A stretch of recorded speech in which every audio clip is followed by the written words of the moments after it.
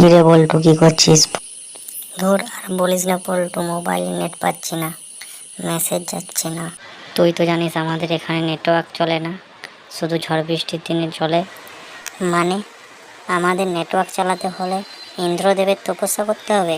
তপস্যা লাগবে না, ওই দেখ হারু কাকা রাস্তা দিয়ে হেঁটে যাচ্ছে, ওর ফোনে নাকি সবসময় নেট থাকে।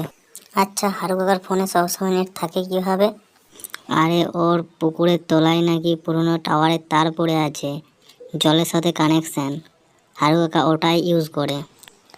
চল আমরা হারু কাকার কাছে একটু নেট নেব। হারু কাকা, কাকা গো, 1 মিনিট ফোনটা দেবে?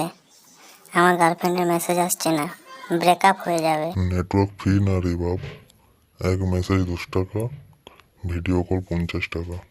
কাকা আমরা তো গরিব ছেলে, আমাদের কিছু ডিসকাউন্ট দাও। ঠিক আছে, তোরা আমার মাছ ধর, একটা মাছ 1 মিনিট নেট।